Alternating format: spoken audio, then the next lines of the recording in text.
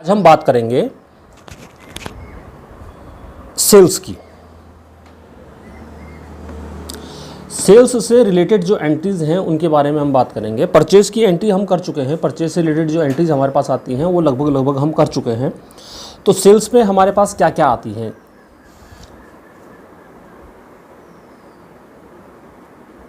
हमारे पास है goods sold to Mohan ₹10,000। Mohan को 10,000 रुपये का माल बेचा।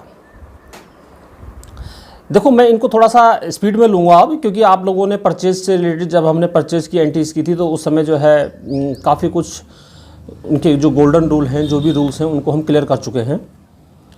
तो गुड्स सोल्ड टू मोहन, इसमें हमारे पास अगर हम अकाउंट ढूंढें पर्सनल, रियल, नॉमिनल, तो हमें पर्सनल, रियल, नॉमिनल में से कौन कौन से अकाउंट मिल रहे हैं? एक तो मोहन मिल रहा है,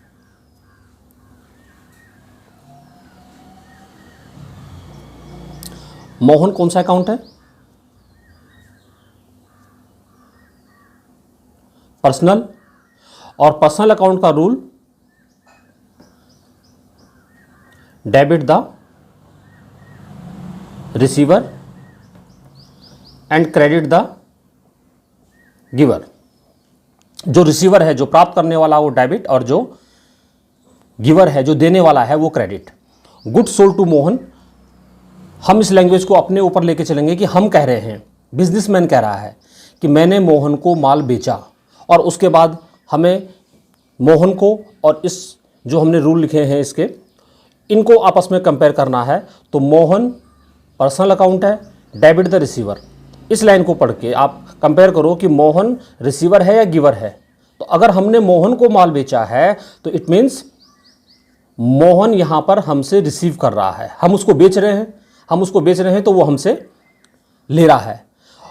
तो रूल्स कहते हैं डेबिट द रिसीवर, जो रिसीव कर रहा है उसको हम डेबिट करेंगे, इट मीन्स मोहन यहां पर डेबिट होगा।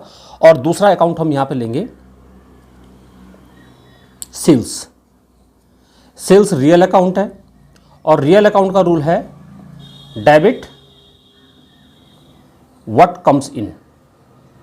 जो बिजनेस में आ रहा है वो debit, and credit what goes out. जो बिजनेस से जा रहा है वो credit.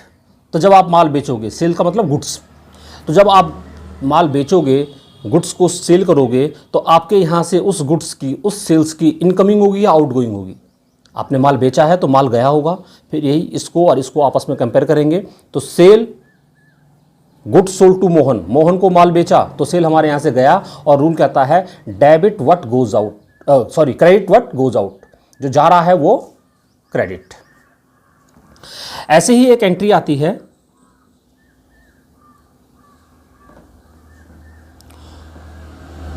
Goods sold to Mohan for cash. Mohan को नगद माल बेचा।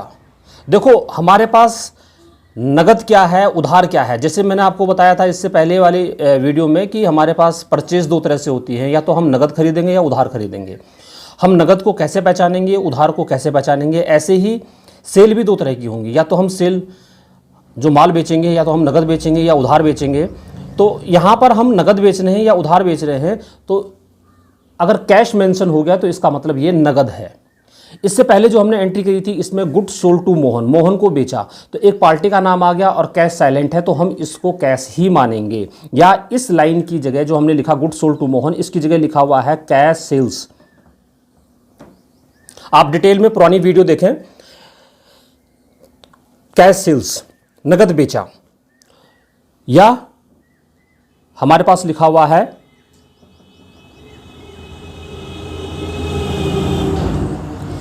Goods sold for cash. इन तीनों की जनरल एंट्री एक ही होगी। Goods sold to Mohan for cash, cash sales, goods sold for cash. इन तीनों का मतलब एक ही है कि हम नगद माल बेच रहे हैं, कैश सेल कर रहे हैं, पैसा हमारे पास आ रहा है। जो हम नगद बेचते हैं, कैश सेल करते हैं, या हम क्रेडिट सेल करते हैं, या क्रेडिट परचेज करते हैं, उसके बारे में आप पुरानी वीडियो को थोड़ा डिटेल में देखें तो वहाँ पर आपको समझ में आएगा। यहाँ पर एक तो लेंगे हम सेल्स। अब सेल्स वापस वही है, रियल अकाउंट है, और दूसरा हमारे पास आता है कैश। कैश भी रियल अकाउंट है। सेल्स कहता है, रियल अकाउंट का रूल कहता है debit what comes in and credit what goes out. जो बिजनेस में आ रहा है वो डेबिट, जो बिजनेस से जा रहा है वो credit. Good sold to Mohan for cash, Mohan को नगद माल बेचा। कैश सेल्स, नगद माल बेचा। गुड सोल्ड फॉर कैश, नगद माल बेचा। इन सब का तीनों का मीनिंग एक ही है। तो हम इन तीनों में से किसी भी लाइन को लेके चलेंगे और उसके बाद सेल को अगर कंपैरिजन करेंगे इस रूल के साथ, तो सेल, हमारे पास सेल आ रही है या जा रही है? जब हम माल बेचेंगे तो कैश जाएगा, सॉरी सेल जाएगी, गुड्स जाएगा, गुड्स की आउटगोइंग होगी। तो credit what goes out, it means sale credit होगा, cash debit what comes in and credit what goes out. Cash, जब आप नगद माल बेचोगे तो बिजनेस में पैसा आएगा जाएगा। नगद माल बेच रहे हैं, कैश सेल कर रहे हैं तो पैसा आएगा। Debit what comes in, business में पैसा आ रहा है। तो हमारे पास इस समय हमने दो एंट्रीज, मतलब परचेज को हम लगभग क्लियर कर चुके हैं। उसके बाद आज मैंने जो है सेल्स की एंट्री भी आपके पास ले ली है कि सेल की एंट्री क्या होती है, और इनमें ज़्यादा फर्क नहीं है। सिर्फ जहाँ पर परचेज है वहाँ पर सेल्स आ जाता है, बाकी जो है रूल वही है। कैश सेल और क्रेडिट सेल को पहचानने के नियम दोनों जगह एक ही फॉलो होते हैं, दोनों को एक ही जगह एक ही तरीके से हम पहचान सकते हैं।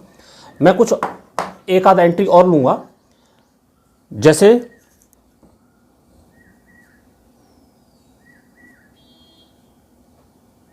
मैं कहता हूं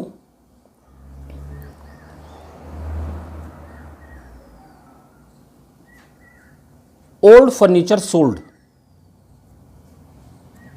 पुराना फर्नीचर बेचा, ₹10,000। परचेज के बारे में मैंने आपको बहुत डिटेल में बताया था कि परचेज की डेफिनेशन होती क्या है। जिस गुड्स को, जिस आर्टिकल को हम इसीलिए लेते हैं कि उसको बेच करके हमें प्रॉफिट अर्न करना है, या जो हमारे बिजनेस का नेचर है, उसको हम परचेज कहते हैं।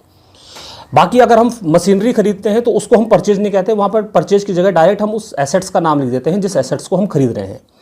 ऐसे ही अगर हम कोई पुराना फर्नीचर बेच रहे हैं और साइलेंट कंडीशन है कि हमारी फर्नीचर की शॉप नहीं है या फर्नीचर का हमारा शोरूम नहीं है, हम नॉर्मली जो हमारी बिजनेस में या हमारे शॉप में जो फर्नीचर पड़ा हुआ है उस फर्नीचर को हम सेल कर रहे हैं, तो उस फर्नीचर को सेल करते समय इसको हम सेल्स नहीं लेंगे, डायरेक्ट फर्नीचर लेंगे।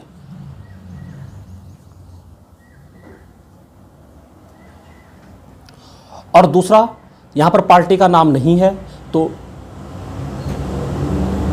कैश लेंगे। फर्नीचर एसेट्स है, रियल अकाउंट है, debit what comes in, credit what goes out. Cash फिर रियल अकाउंट है और सेम रूल है, debit what comes in, credit what goes out. अब फर्नीचर हमने बेचा है तो फर्नीचर हमारे पास क्या है, जब हम उसको बेचेंगे तो बेचने पे फर्नीचर हमारे यहाँ से जाएगा, और रूल कहता है furniture credit what goes out, जो बिजनेस से जा रहा है वो क्रेडिट होगा। इट मीन्स फर्नीचर क्रेडिट होगा। कैश रियल अकाउंट है, रूल कहता है debit what comes in, credit what goes out. जो आ रहा है वो डेबिट, जो जा रहा है वो क्रेडिट। तो कैश हमारे यहाँ से क्या होगा, जब हम माल बेचेंगे तो कैश हमारे पास आएगा, डेबिट व्हाट कम्स इन। आपको जहाँ पर समझ में ना आए आप इसमें जो है मेरी जो शुरुआती जो वीडियो हैं उनको देखें और एक एक करके देखें, उनको पूरा देखें, तो आपको जो है जो रूल्स जहाँ पर समझ में ना आए वहाँ पर वो क्लियर हो जाएंगे। उसके बाद, क्योंकि एक ही रूल को बार बार बोलना पॉसिबल नहीं है। ऐसे ही एक एंट्री हमारे पास आती है, मैंने कल आपको आउटस्टैंडिंग एक्सपेंसेस के बारे में बताया था, आज मैं आपको बताता हूं प्रीपेड इंश्योरेंस। प्रीपेड इंश्योरेंस, हमने इंश्योरेंस एडवांस में दे दिया। इंश्योरेंस नॉर्मली होता क्या है, देखो मैं थोड़ा सा इसको डिटेल में लेता हूं कि जैसे सपोज आपका बिजनेस 1 अप्रैल को स्टार्ट हो रहा है। 1 अप्रैल को आपका बिजनेस स्टार्ट हुआ, आपने 31 मार्च को बिजनेस क्लोज करना है, और इन द बिटवीन आपके पास कोई पॉलिसी वाला आता है, इंश्योरेंस पॉलिसी वाला, और वो आपसे एक पॉलिसी आपको देता है। वो पॉलिसी आपको देता है 1 जुलाई को। 1 जुलाई को जब आपने उससे पॉलिसी ली तो आपने उसको पूरे 1 साल का इंश्योरेंस प्रीमियम दिया। अब यहां पर थोड़ा सा टेक्निकल बात समझो, आप उसको जो पॉलिसी का पैसा दे रहे हो, 1 साल का प्रीमियम दे रहे हो, आप 1 जुलाई से लेकर के और 30 जून तक का उसको प्रीमियम दे दोगे, और सपोज इंश्योरेंस प्रीमियम आपके पास 12,000 रुपये है। जो आपने 1 जुलाई से लेकर के 30 जून तक का जो 1 साल का इंश्योरेंस प्रीमियम दे दिया, लेकिन आपका अकाउंट 31 मार्च को क्लोज हो रहा है, और हमें अकाउंटिंग रूल्स के हिसाब से सिर्फ 31 मार्च तक के एक्सपेंसेस लेने हैं। तो यहां पर हम क्या करेंगे कि 1 जुलाई से लेकर के 31 मार्च का जो हमारा इंश्योरेंस प्रीमियम है उसको तो हम एक्सपेंसेस मान लेंगे, ये हमारा एक्सपेंसेस है जुलाई से लेकर 31 मार्च तक का। लेकिन 31 मार्च से लेकर के 30 जून तक का जो हमने इंश्योरेंस प्रीमियम दिया है उसको हम प्रीपेड इंश्योरेंस बोलेंगे। क्यों? हमने एडवांस दे दिया है, करंट ईयर का हमारा एक्सपेंसेस नहीं है, इस फाइनेंशियल ईयर का हमारा एक्सपेंसेस नहीं है। तो हम दूसरा जो एक्सपेंसेस लेंगे वो लेंगे, यहां पर अगर हम 2 एंट्री लें तो एक तो आएगा कैश रियल अकाउंट है, और रियल अकाउंट कहता है debit what comes in and credit what goes out. आपने इंश्योरेंस प्रीमियम पेड किया है, पेड करने पे पैसा गया होगा, क्रेडिट व्हाट गोज आउट। अब दूसरा प्रीपेड इंश्योरेंस। प्रीपेड इंश्योरेंस मैंने कल बहुत डिटेल में बताया था, आप उस एंट्री को दोबारा, जो कल की वीडियो है उसको दोबारा देखना। वीडियो मेरे ख्याल से 7वां पार्ट है, 7वें पार्ट को दोबारा देखना। प्रीपेड इंश्योरेंस हमारे पास पर्सनल अकाउंट है। पर्सनल अकाउंट क्यों है उसको आप 7वें पार्ट को डिटेल में देखना। और पर्सनल अकाउंट में भी ये रिप्रेजेंटेटिव पर्सनल अकाउंट है, ये किसी को रिप्रेजेंट कर रहा है। और पर्सनल अकाउंट का रूल कहता है debit the receiver and credit the giver. जो रिसीवर है वो डेबिट होगा और जो गिवर है वो क्रेडिट होगा। ये पर्सनल अकाउंट है, हमने इसको एडवांस दिया है, और एडवांस दिया है तो ये रिसीवर है, इट मीन्स ये डेबिट द रिसीवर हुआ। कल हम कुछ और स्पेशल एंट्रीज के बारे में बात करेंगे। आज के लिए इतना ही।